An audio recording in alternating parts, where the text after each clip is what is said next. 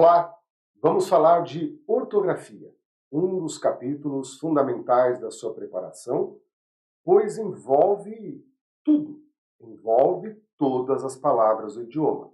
É óbvio que nem todas trarão dificuldades, mas há um grande conjunto que, devido a haver um som e várias possibilidades de representação, isso nos traz dificuldades. E isso sempre vai ter um fundamento relacionado à língua escrita. Quando falamos de ortografia, falamos em língua escrita.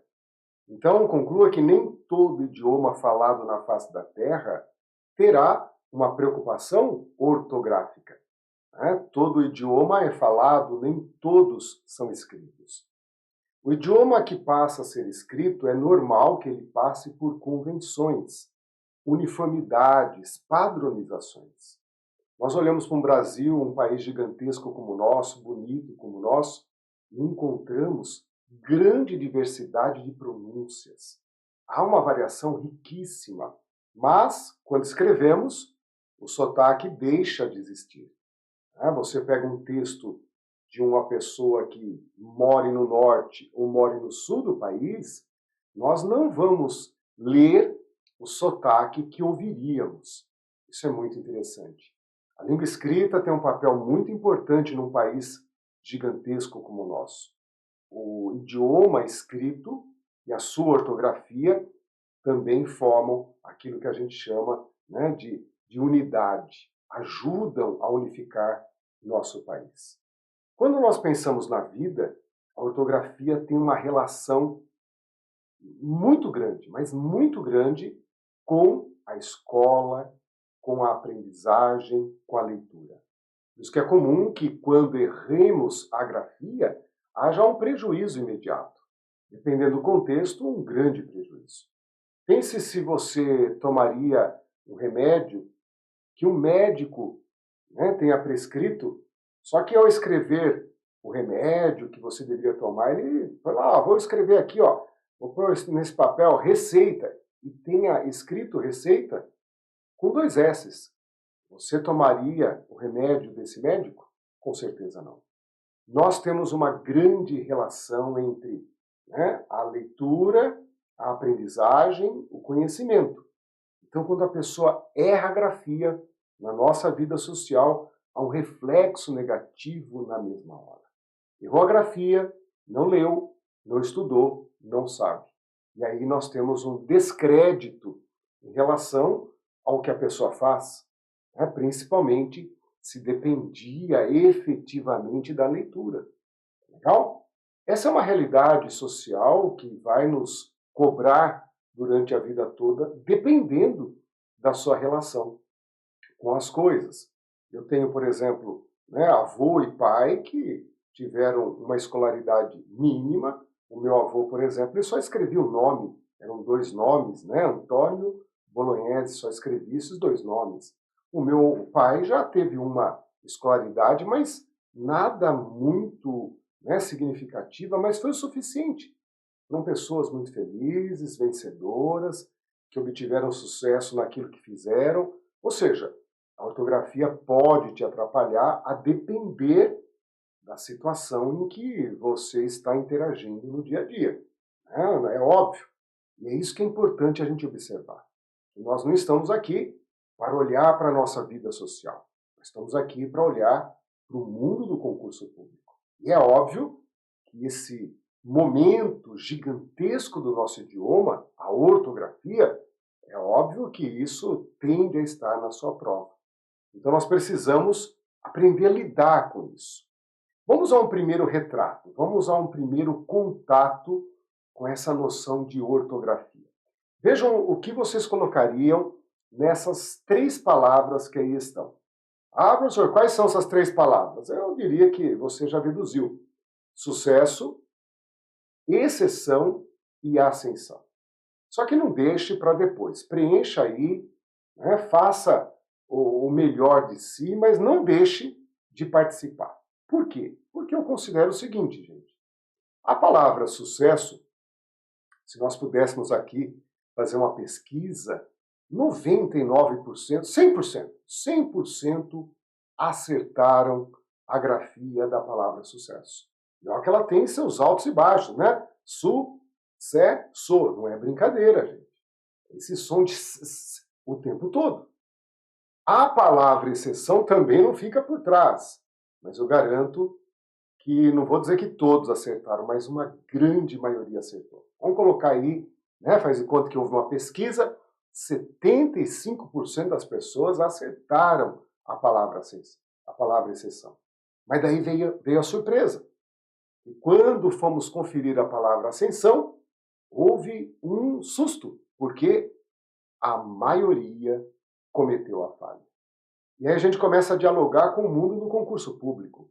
A palavra sucesso não cairá na sua prova, mas a palavra ascensão tem potencial, tem cara de concurso público. Por quê? E aí é óbvio, quem faz a prova não é um robô, quem faz a prova é uma pessoa que vive isso em vários momentos da vida, né? Em ambiente escolar, em ambiente universitário. Então, o cara que está lá fazendo as questões da sua prova é um cara que tem preparação e conhecimento. Então percebam que a palavra ascensão tem grande potencial de estar na prova. Vamos observar a ortografia dessas palavras e perceber então, né, que sucesso, beleza, exceção, talvez durante a vida, né, a gente acaba aprendendo aquela exigência por correção, muitas vezes, né, nós somos corrigidos ou, na dúvida, pesquisamos em um dicionário e a palavra exceção acaba se fixando mais cedo ou mais tarde na sua memória. Ah, professor, então guarde. Se você não sabia, guarde, pelo amor de Deus. Agora, a palavra ascensão, eu conto aqui para vocês rapidamente um episódio da minha vida. Eu estava na faculdade ainda, fazendo faculdade de letras. Estava ali com 20, 21 anos. Sempre fui uma pessoa muito tímida, gente. Muito tímida, muito tímida.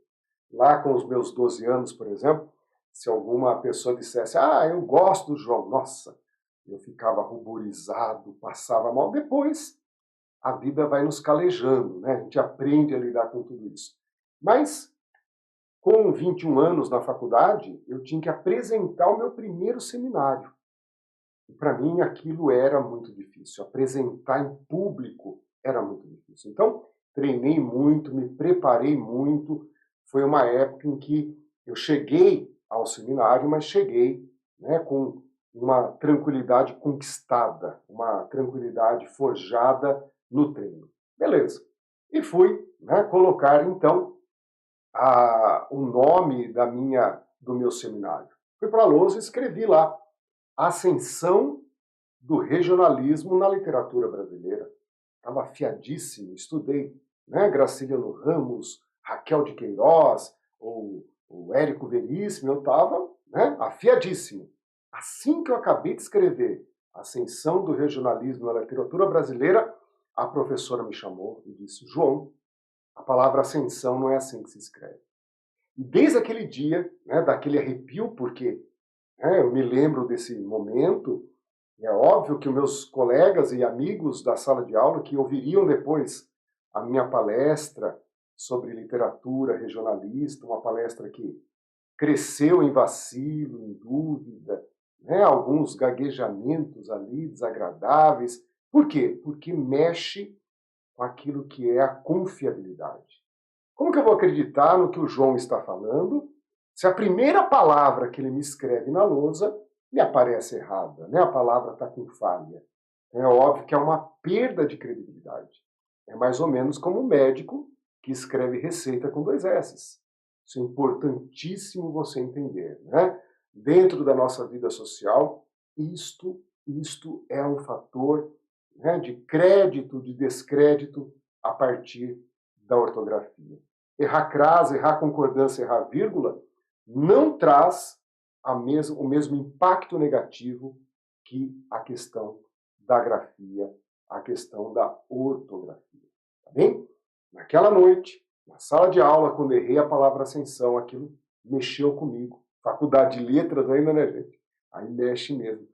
Fui para casa, gente, e criei um apelo mnemônico. Falei, eu nunca mais vou esquecer que ascensão é com a letra S. Nunca mais.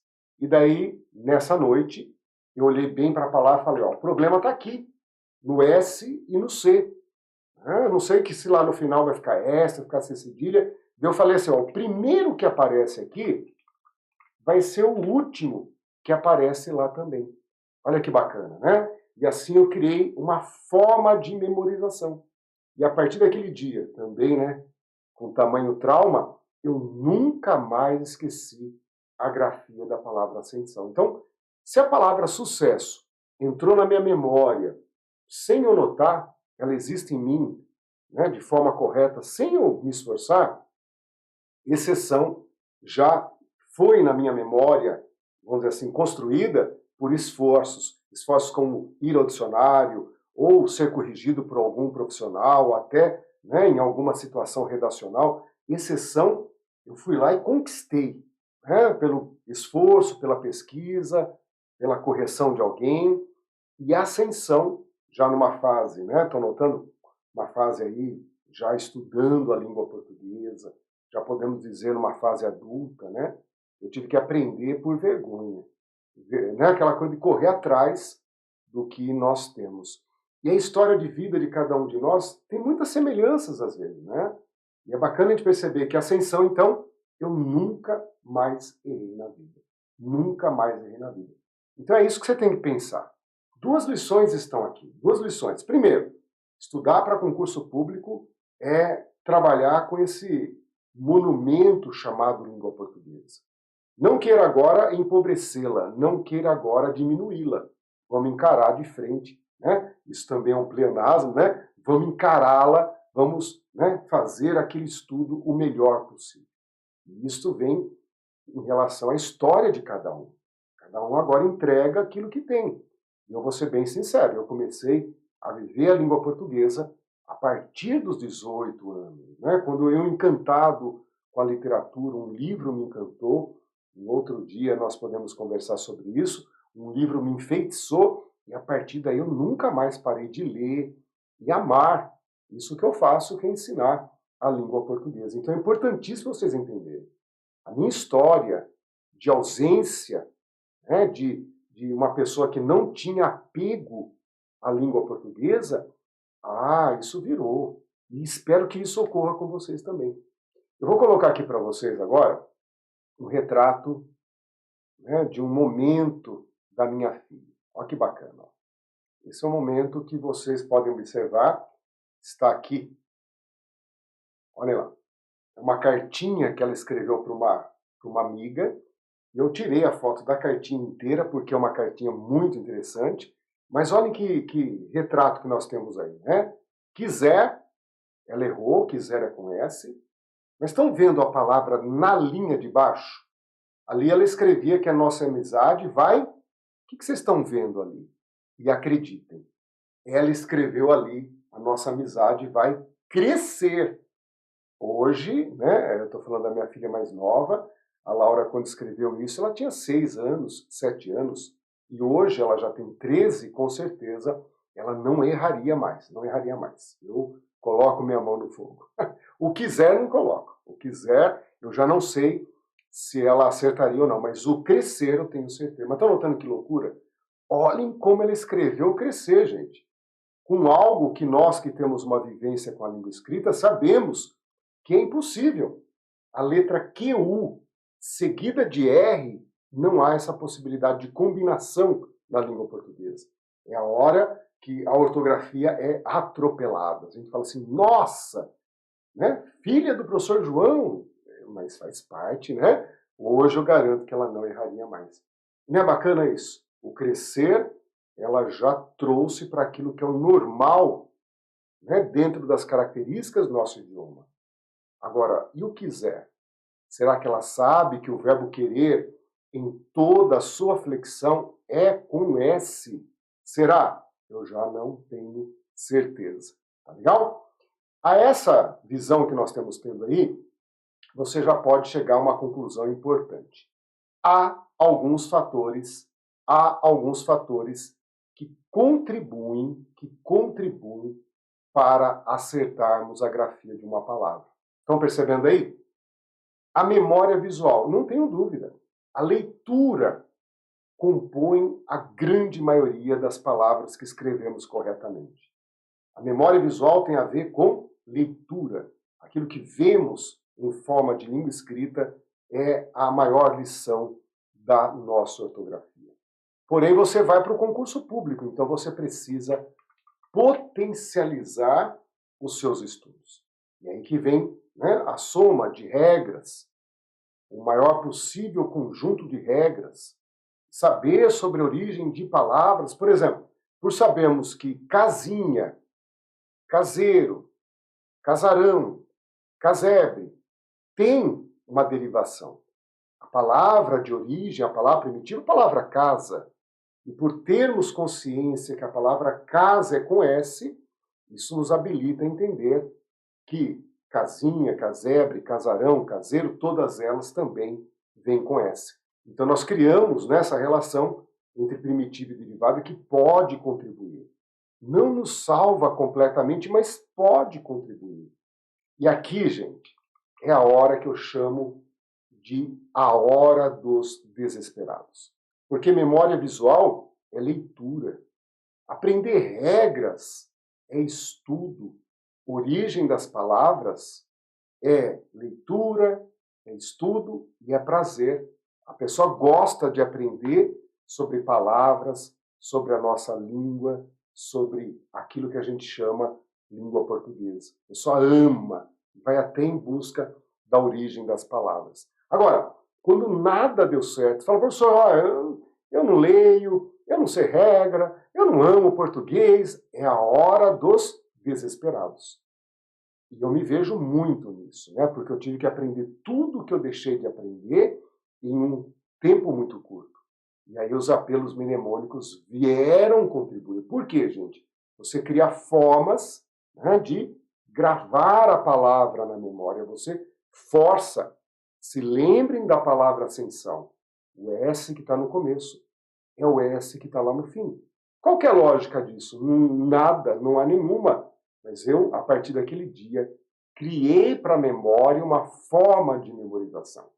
É aquilo que, tecnicamente, se chama ancoragem. Ancoragem.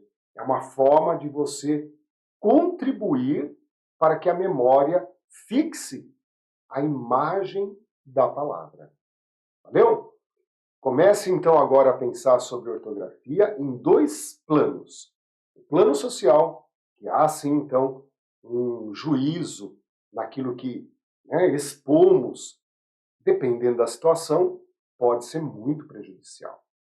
E em contrapartida, você tem uma preocupação no mundo do concurso público, porque uma banca vai produzir questões e é óbvio que a intenção dela é nos complicar, então é aquilo que traz não só, né, os problemas naturais do português, mas ainda uma potencialização.